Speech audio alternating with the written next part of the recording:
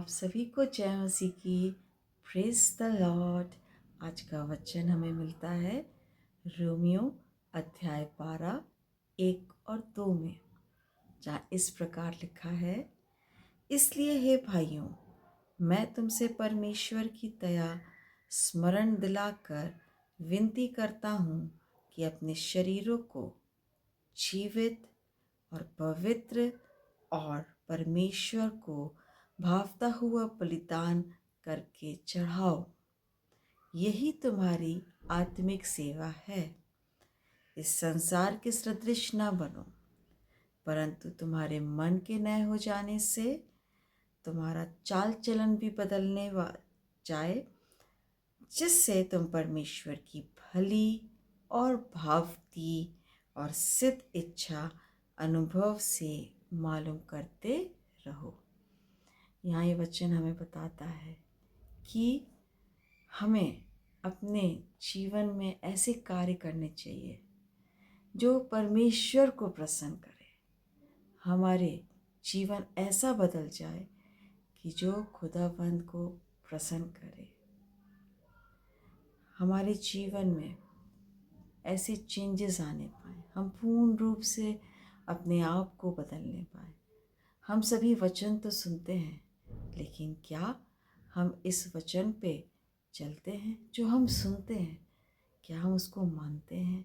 क्या हम उस पे चलते हैं? यस, हम परमेश्वर हमसे चाहते हैं कि हम उनके शब्द को सुने और उस पे चलें भी। यही हमारी आत्मिक सेवा है। हम पहले के समय देखते हैं कि लोग बहुत से जानवरों को बलिदान करते थे।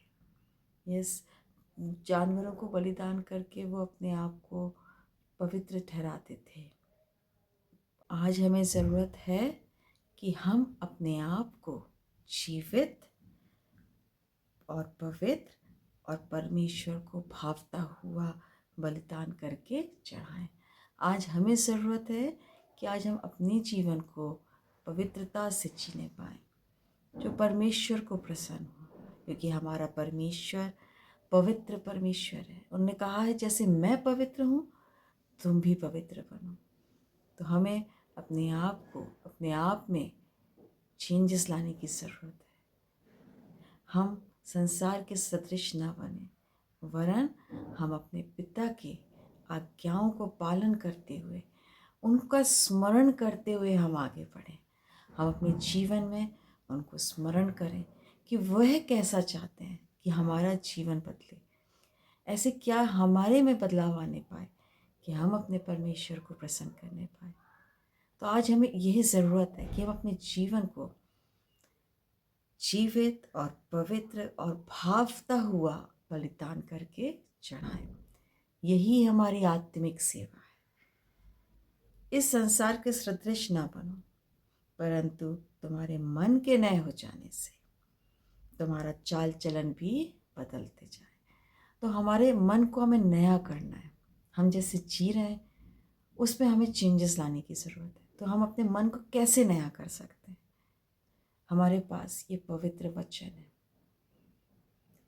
जीवित वचन है।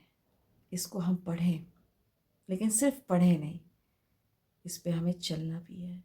निरंतर हम प्रार्थना करें, खुदावंद से मांगें, प्रभु से बोलें, प्रभु मेरे जीवन को आप बदलिए, मेरी सहायता आप करिए।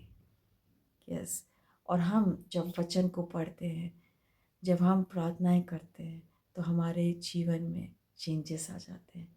धीरे धीरे अंश अंश करके हम बढ़ते जाते हैं।